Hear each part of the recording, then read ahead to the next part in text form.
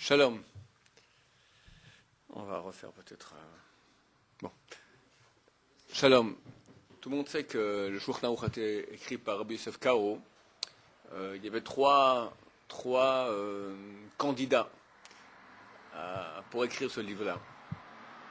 Rabbi Yosef Karo, le Réma, Rabbi Moshe Isserles, qui habitait en Ashkenaz, à la ville de Krakow, en Europe orientale, et encore un troisième rabbin. Pour finir, c'est Rabbi Yosef Karo qui était choisi. Pourquoi? Parce qu'il était le plus humble des trois. Comment on sait cela? Rabbi Yosef Karo avait un ange qui se dévoilait dans sa bouche. Rabbi Yosef Karo, il disait sans cesse des Mishnayot par cœur. Quand on fait des mitzvot, alors on crée des anges. Nous sommes influencés par Michel-Ange, d'accord? Alors on imagine des anges avec des petites ailes comme ça, et des arcs et des flèches, c'est pas tout à fait ça. Un ange, c'est une réalité spirituelle. Quand quelqu'un étudie la Torah, donc il crée une réalité spirituelle de sainteté. Quand elle devient extrêmement puissante, cette réalité de sainteté, donc elle peut même se dévoiler quand quelqu'un est extrêmement pur. Donc lui qui disait sans cesse des Mishnayot et des Mishnayot par cœur, donc il a créé dans sa bouche carrément un ange, une réalité spirituelle de sainteté qui se dévoilait et qui lui parlait. Il y a un livre entier, il a écrit un livre entier qui s'appelle Magid Mesharim, qui raconte la grosse majorité, c'est de la Kabbalah, mais une grande partie aussi du Moussar, des choses très, très intéressantes. Il lui dit, des fois il lui tombe dessus, il lui dit, c'est 3 jours je ne suis pas venu te voir, pourquoi l'autre jour tu as bu 3 verres d'eau, un après l'autre, espèce de gourmand, d'accord, comment tu oses faire une chose pareille? Une deuxième fois, il vient et lui dit, tu étais en train de dire des Mishnayot, tu allais dans le marché, il fallait voir ce qui se passait dans le ciel. Des dizaines de milliers d'anges étaient devant toi et allaient devant les Mishnayot d'Arbi Yosef Karo, comme ça. Toute la cour céleste était devant toi, comme ça, et buvait tes paroles. Du coup, tu as demandé combien coûte ici le kilo de radis. Tu peux pas imaginer qu'est-ce qui s'est passé. Tout à coup, les anges sont tombés, les ambulances sont venues, les pimpons, tous les mondes supérieurs se sont écrasés par terre. Tu as des dizaines de milliers d'anges morts. Comment tu osais arrêter pour demander combien coûte un kilo de radis? Bon, un moussard qui évidemment ne nous concerne pas à nous, Rabbi Yosef Karo. Il fallait qu'il fasse son marché avec ça.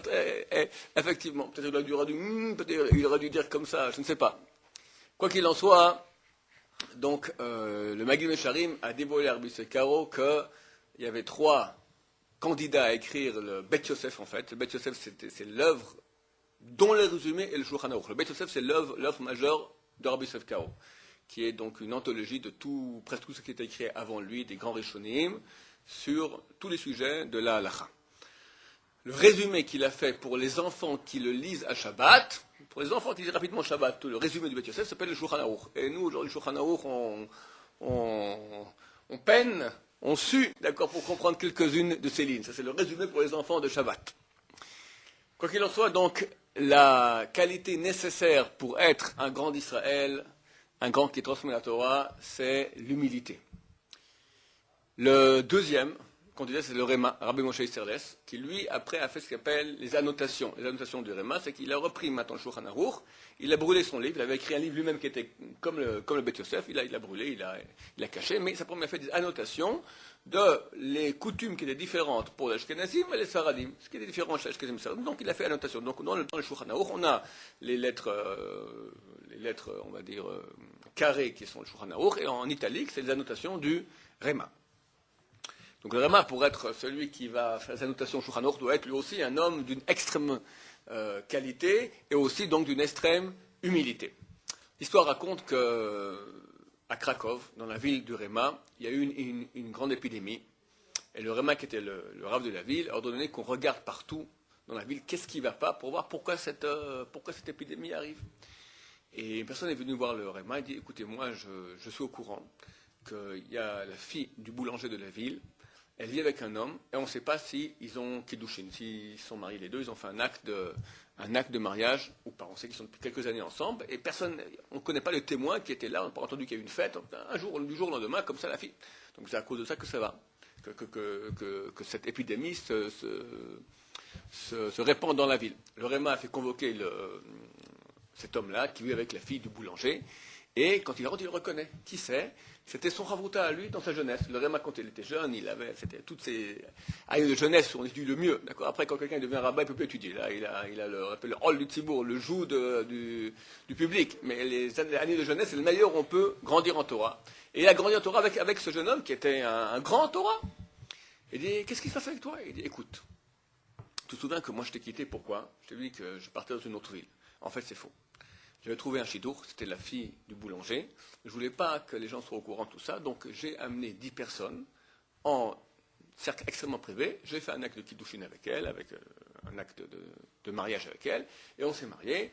Le boulanger me paye à moi pour que je puisse vivre, et j'étudie la Torah, et ben au Hachem, je grandis en sainteté, mais je vais le faire dans l'anonymat le plus complet, pour justement garder l'humilité, pour être quelqu'un, quand quelqu'un, le plus grand Yetzirara des grands rabbanim, des grands Talmidei Chachamim, c'est qu'on les prend pour quelqu'un. Alors des fois, ils commencent à se prendre peut-être aussi pour quelqu'un. Et là, c'est la fin des haricots. Si quelqu'un commence à se prendre pour quelqu'un, c'est fini. On commence justement cette semaine le livre de Vaïkra.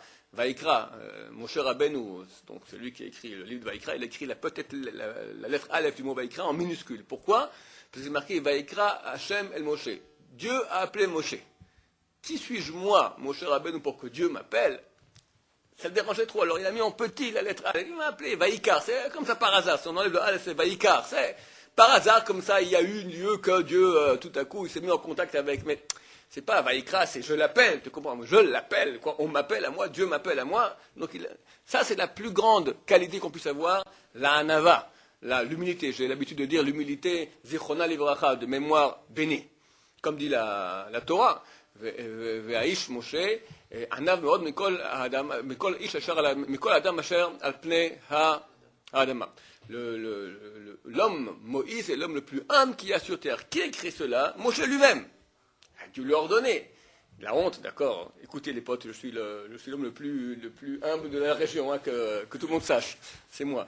Donc c'est très difficile. Mais si Moshe, Dieu l'ordonne, il écrit quand même. Et s'il a écrit dans la Torah, ça veut dire que c'est vraiment ainsi. C'est bien de pas dire... Alors lui voulait gagner ce jeune homme, donc le Chavruta du Réma, voulait garder l'anonymat.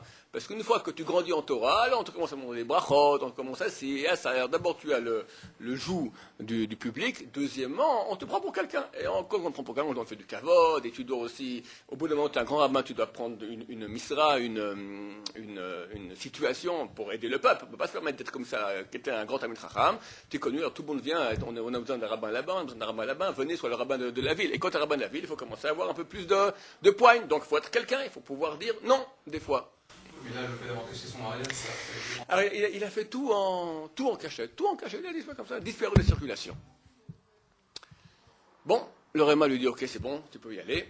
Et le Réma était curieux de voir qu'est-ce qui se passe avec ce jeune homme. Alors, la nuit, il est venu comme ça, et hop, il a regardé par la fenêtre. Et il voit que ce jeune homme étudie la Torah avec un autre rabbin, qui ne connaît pas. Bon, alors, il tape à la porte, tu vois qui c'est. Et l'ancien jeune homme, c'était déjà plus un jeune homme, c'était déjà un grand rabbin. Va et ouvre la porte, et voit le Réma. Qu'est-ce que tu fais là? Ben oui, j'ai vu que tu étudiais, je voulais voir avec qui tu étais. Je ne peux pas te dire avec qui tu étais. Comment? J'ai vu un rabbin, il avait l'air d'un grand Talmid Chacham, je veux voir avec qui tu étudies la Torah. Désolé, je ne peux pas te dire. Je suis le rabbin de la ville, donc je t'ordonne de me dire avec qui tu étudies la Torah. Bon, si tu m'ordonnes, je suis obligé de te répondre. J'étudie la Torah avec Eliyahu Hanavi, avec Eliyahu le prophète. Ah oui? Bon, ok, je respecte, fantastique, mais alors je ne comprends pas une chose. Demande-lui justement la prochaine fois qu'il vient, demande-lui pourquoi il vient te voir à toi et pas à moi. Moi aussi, je suis un grand rabbin, j'ai droit aussi à quelque chose. Ok, pour toi, je demanderai cette chose-là. Effectivement, le jeune homme a demandé à Eliyahu Hanavi pourquoi Eliyahu Hanavi se dévoilait à lui-même, le jeune homme, et pas au Réma qui était un rabbin énorme. Réponse d'Eliyahu Hanavi, c'est vrai, le Réma est un rabbin énorme. Mais vu qu'il est rabbin d'une ville, il est obligé, comme je viens de dire maintenant, d'utiliser un peu ce qui s'appelle l'orgueil. La Torah autorise. C'est marqué dans la Gemara qu'on peut utiliser un huitième d'orgueil. Un 64e. C'est pas beaucoup, hein. Un 64e d'orgueil, on peut quand il y a une nécessité.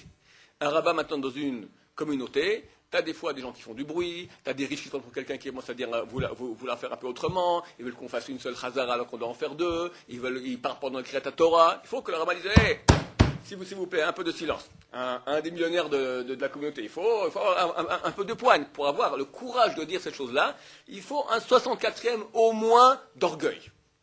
Donc le Réma est obligé, pour assurer son job de rabbin de la ville, d'avoir ce 1,64e d'orgueil. Bien que c'est autorisé, moi, Eliyahu, je ne peux pas venir le voir. Je ne peux plus venir voir quelqu'un. Quelqu'un qui a un minimum d'orgueil, même 1,64e qui est autorisé par la Torah, je ne peux pas venir le voir.